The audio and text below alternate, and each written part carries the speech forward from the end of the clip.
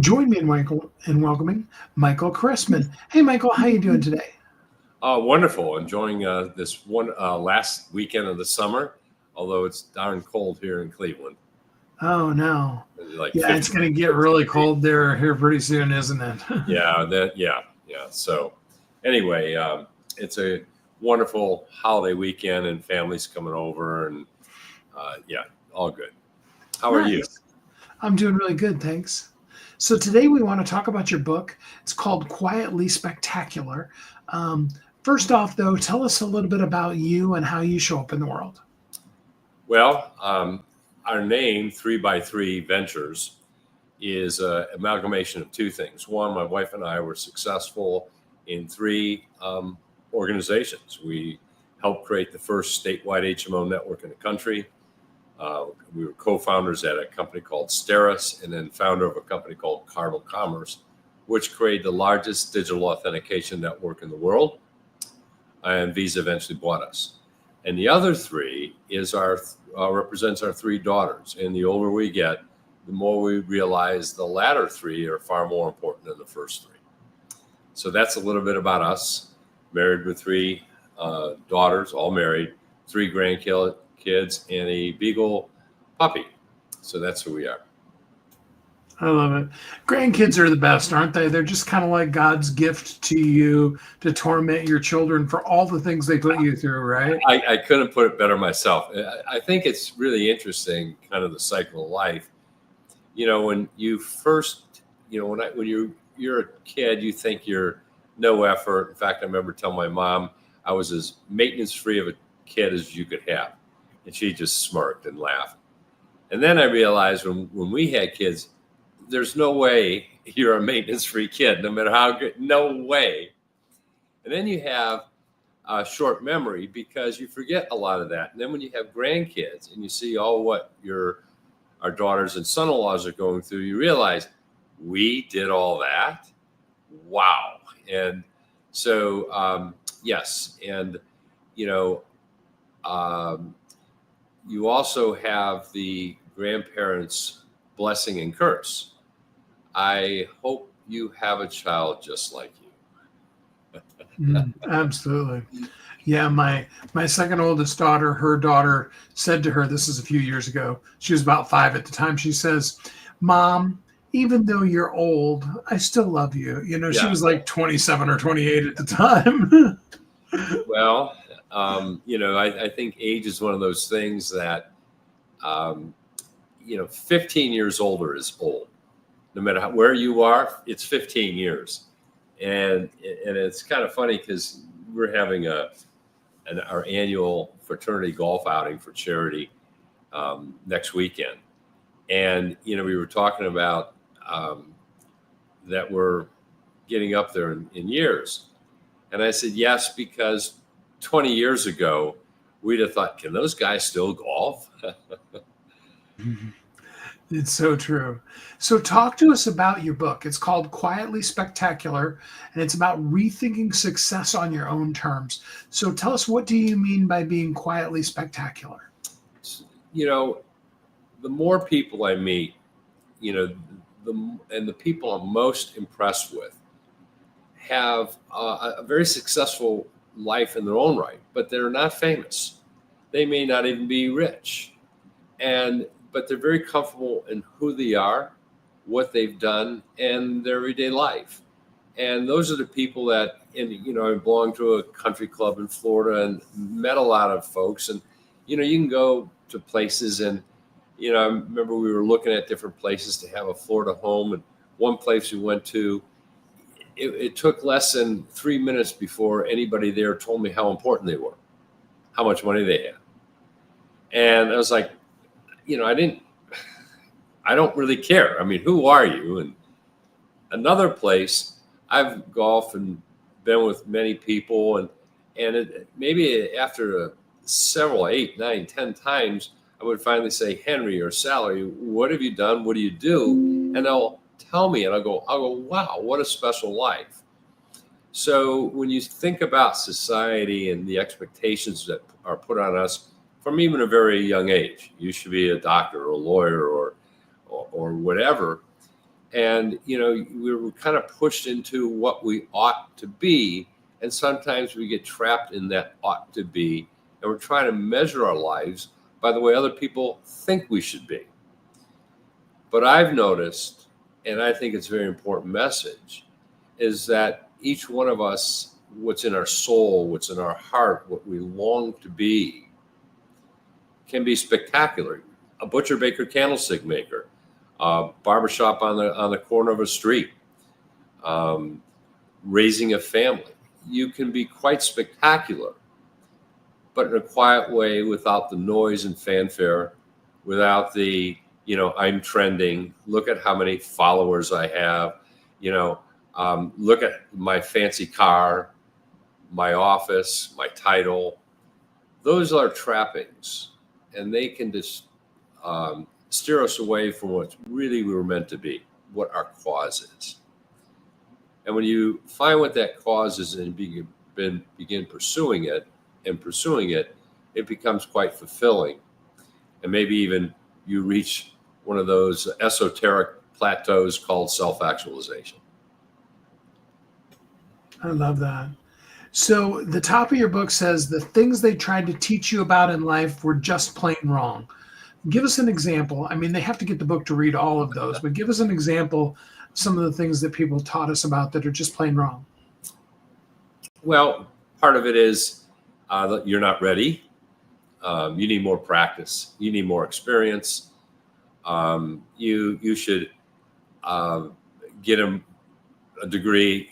There's degrees called entrepreneurship, and I kind of chuckle when I hear that, because that a lot is a school of hard knocks in learning. And one of the greatest motivations in business is gotta make payroll, gotta sell something. So when you think about what they tell you, you're not old enough. You don't have the experience. You don't know how to do that. There's many examples in the book of people who created things very successfully who were told they were wrong. The guy who invented Federal Express got a C on his MBA paper. That can't happen. So the world, kind of the status quo, defends itself. And if you kind of try to nudge and push through that status quo, you're going to get the rejection because you're interfering with their world of life. So, like I said, there are many examples of what they say that turned out to be not right at all. I've always wondered, who is the they? You know what I mean? The status quo, the people there. If you're entering the workforce, and no matter what level where you are, you're interrupting their status quo. And you could be, even no matter how helpful you are or what you are, you're in their way in the beginning.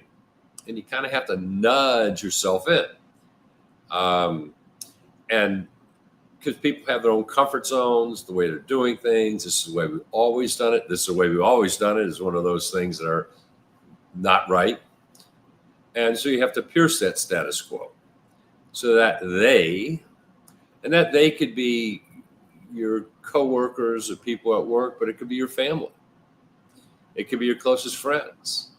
My dad actually thought I was doing too many things too quickly and thought I probably should gel more at a certain place and not move or not take another opportunity because you needed to mature more.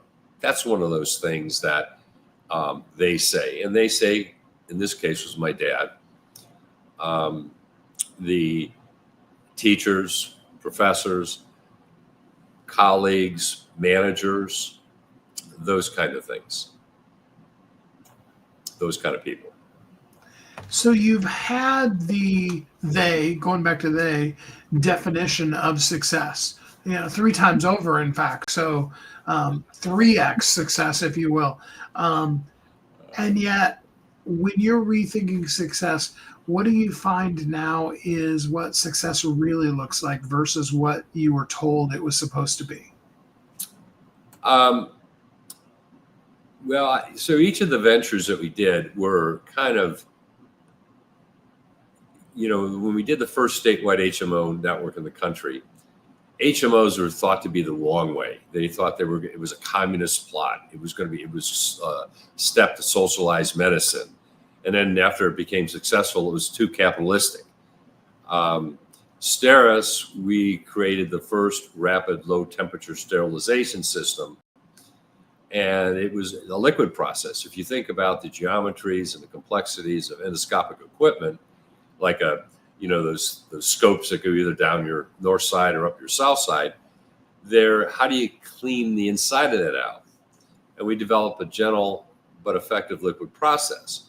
And at Steris, it was said you can't sterilize with the liquid. And I remember one time addressing an investor group in New York, and somebody stood up and asked a question. He touted himself to be a doctor, and he said, "You can't sterilize with liquid." And I said, "Well, I'll tell you what, let me bring a bucket of sulfuric acid up here, and you put your hand in there for a while, and then you tell me it doesn't sterilize." Got a laugh from the crowd. And then at Cardinal, it was, in fact, it's kind of cute. I was at a MasterCard meeting, and the president, said, "There's no fraud on the internet." This is very early on. And it's you guys that keep fostering this idea that there's fraud. So in all the cases in business, there was this barrier of a status quo that didn't want you to participate, thought you were interfering. So to me, success was busting through those with teammates to break through those particular barriers of what is. And to me, when Visa's check kind of hit the wires, and on February 1st, 2017, I saw my bank accounts grow marvelously. I was relieved because it represented, even though there was money, I think the idea that we did it. We fought through so many challenges of it doesn't work that way. And as a matter of fact, we got the first and perhaps the only business method patent in Europe. And it was towards the end of our we were ready to close the deal with Visa, and the patent attorney said, "Well, why don't you just prolong this, because it won't you can say you're in the process of getting a patent, but don't risk whether you get a patent or not, kick it down the road and make it somebody else's problem." I said, "No, this is something we've worked at." So we actually went through the process and went to the Supreme Court of the European Patent Office and got the patent. So to me, it's that achievement. Now, fortunately, in this case, it was represented by some folding money that was quite nice, but it was the achievement with teammates. You fought the good fight. You made medical instruments safer. You expanded the capabilities of minimally invasive procedures. In Cardinal Commerce case, we made commerce safer, and with less fraud. But is important, maybe more important than less fraud.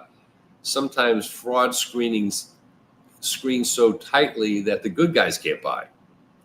So making commerce safe and was something we all wanted to do. And when the acquisition happened, it was a personification that we did it. So it was achievements. Granted, I have to eat and put food on the table and drive something. It is the money went with it, but the achieving those things was a self-satisfaction, fulfilling. Absolutely love that. Now, as you look back at life, we talked about, both of us, about being grandparents and that kind of thing. Now that you look back at life and you've rethought success, what is your definition of success these days? Go Buckeyes, by the way. So, sorry, ask me the question again. At this stage in your life, after you've had all of those, they said successes, how would you define success these days? I think, so I'm going to give you what a a Franciscan monk once said to me when I was between careers or whatever, and I said to Father Justin, I said, how do I know I'm fulfilling my purpose? What is my purpose? How do I know I'm on the right path? And he paused and he said to me, have you ever worked where you lost track of time and time just disappeared? I said, well, yeah. He said, well, that's divinely inspired. So, finding that purpose in your life, whatever that is, and pursuing that and be successful at pursuing that, that to me is success, whatever that is. And it in its own right is spectacular, but in a quiet way, because it might not be you become a multimillionaire. You might not be able to drive the fanciest cars, but you're true to yourself. You're true to who you want to be. And that to me is successful. What's in your heart, maybe it's a bit trite, what's in your soul. When you were young and there weren't boundaries colored within the lines, or, and you thought and you played and time disappeared. My brother would just build endlessly all kind of different things. He turned out to be an engineer. He just loved to build. And so when you watch young kids and, what makes your heart flutter when you're just there? And if you can find that and pursue that and be successful at and do that, that is, to me, is success. I absolutely love that. The book is called Quietly Spectacular, Rethinking Success on Your Own Terms by Michael A. Keresman. It is available today on Amazon. You can actually get the ebook today for free. I did put the link in the comments, and you can check for that and get it today. Michael, I really appreciated this book, and I appreciate all you've done in the world. Thanks so much for being a guest with me here on the show today. Well, thank you for having me. It's always a pleasure to be interviewed by somebody as accomplished as you, Steve.